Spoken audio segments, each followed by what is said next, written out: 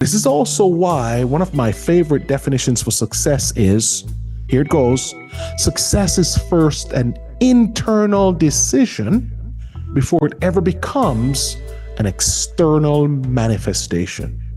It has to start from the inside first. Regardless, they all point to the same fact, and that is, the sooner you come to the realization that success is truly an inside job, that is how and that is when you win. Success is first an internal decision before it ever becomes an external manifestation.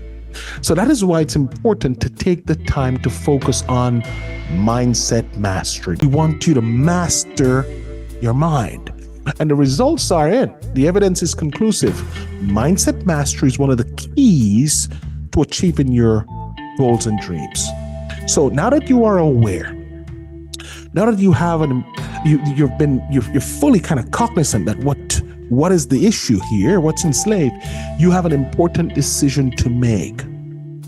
To either remain in bondage or to fight for your freedom. Choice is entirely yours.